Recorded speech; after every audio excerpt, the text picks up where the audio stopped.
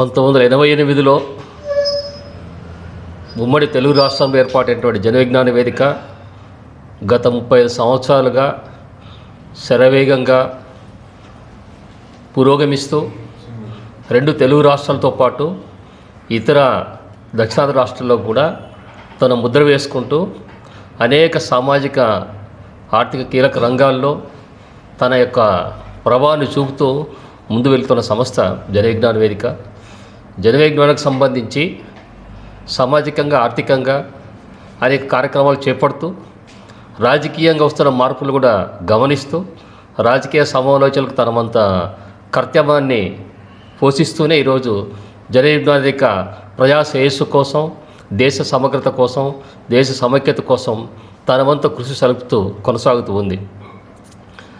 జనవిజ్ఞానం యొక్క ముఖ్య ఆశయాలైనటువంటి వ్యవసాయ రంగం కానీ, సైన్స్ రంగం కానీ, విద్యారంగం కానీ, అలాగే మహిళా సాధికారత, పర్యావరణం, ఈ 5 కీలకమైన రంగాల్లో జనవిజ్ఞాన వేదిక గత 35 సంవత్సరాలకు అనేక కార్యక్రమాలు, సదస్సులు నిర్వహిస్తూ జనంలో ఒక ఆలోచన రేకెత్తించడానికి, సైన్స్ పరంగా ముందుకెళ్ళడానికి ఇతోధిక కృషి సలుపుతూ ఉంది. ఈరోజు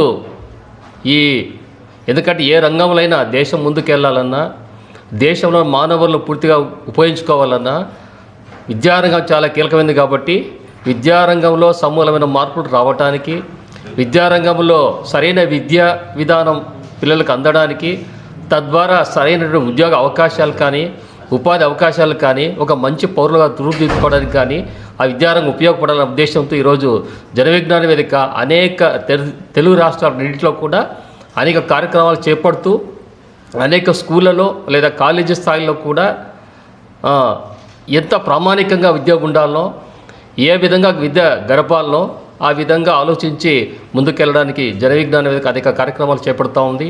ఈరోజు స్కూళ్ళలో ఉన్న 45 నిమిషాల పీరియడ్లో ఉన్న మొదటి 5 నిమిషాల్లో ఏ విధంగా పిల్లలను మోటివేట్ చేయాలి, ఏ విధంగా పిల్లలను ఉత్తేజపరచాలి, ఏ విధంగా పిల్లలను మంచి విద్యను అందించడానికి మనం తోడ్పడే ఉద్దేశంతో ఈరోజు అనేక కార్యక్రమాలు ఈరోజు జనవిజ్ఞానికి చేపడుతూ ఉంది. ఎందుకంటే ఈరోజు విద్యారంగం చాలా కీలకమైంది. పెద్దవాళ్ళను మార్చడం కన్నా పిల్లలను మార్చడం సులభమైందని ఈరోజు జనవిజ్ఞానికి భావిస్తూ ఉంది. పెద్దవాళ్ళ ఆలోచనలు కానీ, పెద్దవాళ్ళ భావాలు కానీ స్థిరపడిపోయి ఉంటాయి. కాబట్టి పిల్లల్లో ఎదుగుదల ఇంకా క్రమేణా మొదలవుతుంది. కాబట్టి పిల్లల్లో వాళ్ళ స్థాయిని పెంచడానికి కానీ, పిల్లల్లో మార్పును తీసుకురావడానికి కానీ ఈ స్థాయిలో పనిచేసే ఖచ్చితంగా మార్పు వస్తుందనే ఉద్దేశంతోనే పిల్లలపై, స్కూల్ పిల్లలపై, కాలేజీ పిల్లలపై ప్రత్యేకమైన దృష్టి పెట్టి అనేక కార్యక్రమాలు జనవిజ్ఞాన వేదిక రెండు తెలుగు రాష్ట్రాల్లో నిర్వహిస్తూ ఉంది.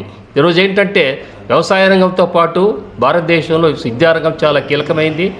మనతో పాటు స్వాతంత్రం సంపాదించుకున్నటువంటి చైనాను, ఇండియాను పోల్చుకున్నప్పుడు మనకు చైనా దేశానికి చాలా దగ్గర పోలికలు ఉన్నాయి. మనకు 1947లో ఇండిపెండెన్స్ వస్తే చైనాకు 1949లో ఇండిపెండెన్స్ వచ్చింది. 2 సంవత్సరాలు ఇండిపెండెన్స్ లేట్గా వచ్చిన తర్వాత ఇప్పుడు మనం ఆర్థిక ప్రగతిని మనం పరిశీలన చేస్తే చైనా మనకన్నా 34 సంవత్సరాల డెవలప్మెంట్ ముందుగా ఉంది. మన దేశం చాలా వెనకబడి ఉంది. దీనికి ప్రధాన కారణం అంటే విద్యారంగంలో వచ్చిన మార్పులే ప్రధాన కారణం. ఈరోజు చైనాలో శరవేగంగా పెరుగుతున్న మ్యానుఫ్యాక్చరింగ్ సెక్టార్, భారతదేశంలో చాలా స్లో గ్రోత్ రేట్గా ఉన్నట్టు మ్యానుఫ్యాక్చరింగ్ సెక్టారే ఉపాధి కల్పనలోనూ, విద్యా కల్పనలోనూ, తర్వాత ఉద్యోగ కల్పనలోనూ ప్రధాన కారణం చూపడానికి అవకాశం ఉంది.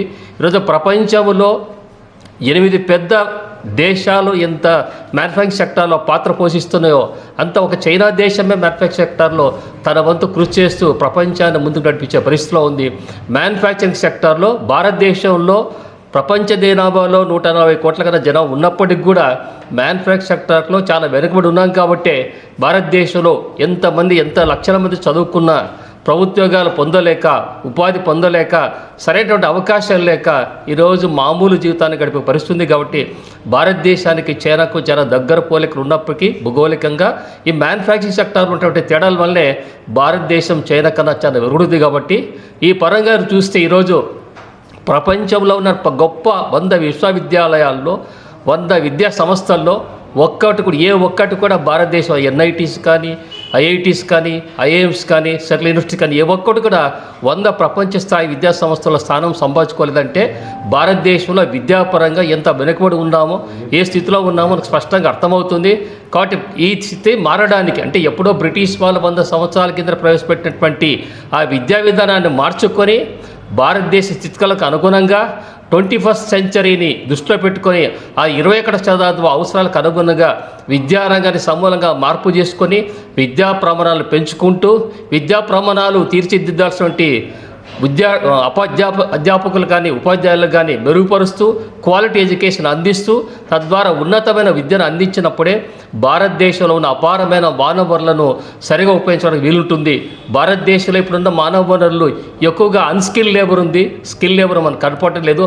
ఆ స్కిల్ లేబర్ పెంచుకోవడానికి అట్లే మ్యానుఫ్యాక్చరింగ్ సెక్టర్లో డెవలప్మెంట్ జరగడానికి ఖచ్చితంగా విద్యా విషయాల్లో మార్పు వచ్చి ఆ స్కిల్ డెవలప్మెంట్ కోసం ప్రభుత్వం ప్రత్యేక పథకాలు చేపట్టి జన విజ్ఞానిక లాంటి సంస్థలు ఇతర సంస్థల తోడ్పాటు సహాయ సహకారాలు సలహాలు తీసుకొని ఈరోజు విద్యారంగంలో సమూలంగా మార్పులు చేపట్టినప్పుడే భారతదేశంలో ఉన్న అపారమైన మానవులను మానవ ప్రగతికి, దేశ ప్రగతికి, ప్రపంచ దిక్సూచికి ఉపయోగపడుతున్నటువంటి ఉద్దేశంతో జన విజ్ఞానికి పనిచేస్తూ ఉంది. కాబట్టి ఈరోజు అనేక స్కూళ్ళలో, కాలేజీల్లో విద్యారంగానికి సంబంధించిన అనేక కార్యక్రమాలు చేపడుతూ విద్యార్థులను తీర్చిదిద్దడానికి, విద్యార్థుల సర్వతోముఖ అభివృద్ధి కోసం చేయడానికి ఈరోజు జన విజ్ఞానిక చాలా ఏళ్ళుగా కష్టపడుతూ పనిచేస్తూ ఉంది. ఆ కోణంలో పనిచేస్తుంది కాబట్టి ఈరోజు జన విజ్ఞానిక అనేక కార్యక్రమాలు నిర్వర్తిస్తూ ప్రభుత్వానికి కూడా సలహాలు ఇస్తూ ముందుకెళ్ళేటువంటి పరిస్థితి ఉంది. గత ప్రభుత్వాలకు కూడా అనేక సామాజిక అంశాలకు సంబంధించి, రాజకీయ ఆర్థిక అంశాలకు సంబంధించి కూడా జన విజ్ఞానిక ఎంతో అమూల్యమైన సలహాలు ఇచ్చింది. ఆ సలహాలు పాటించడం వల్లే ప్రజలకు సంబంధించి కొన్ని అవసరాలు కూడా తీరాయి. విద్యుత్ శక్తి సమస్యలు కానీ, ఇతర వ్యవసాయ రంగ సమస్యలు కానీ, ప్రాజెక్టుల సమస్యలు కానీ ఇవన్నీ కూడా ఉన్నాయి. ఈరోజు తెలుగు రాష్ట్రాల్లో ముఖ్యంగా నీటి సమస్య చాలా అంటే సాగునీటి సమస్య చాలా తీవ్రంగా ఉంది. ముఖ్యంగా రాయలసీమ జిల్లాల్లో, తెలంగాణ వెనుకబడిన ప్రాంతాల్లో సమస్య ఉంది. ఈ సమస్య తీరడానికి జన విజ్ఞానికి కూడా అనేక విషయాల్ని క్రోడీకరించుకొని మంచి సలహాలు ఇచ్చే స్థితిలో ఉంది. కాబట్టి ఈ సలహాలని ప్రభుత్వం కూడా స్వీకరించి సాగునీటి అవసరాలను తీరుస్తూ మొత్తం తెలుగు రాష్ట్ర ఆర్థిక అభివృద్ధికి తోడ్పడే విధంగా జన విజ్ఞానం సూచించే విషయాలను ప్రభుత్వం కూడా దృష్టిలో పెట్టుకొని తగు చర్యలు తీసుకొని దేశంలో తెలుగు రాష్ట్రాలకు సముచిత న్యాయం కల్పించడానికి ఖచ్చితంగా పనిచేస్తున్న ఉద్దేశంతో జన విజ్ఞానికి పనిచేస్తూ ఉంది.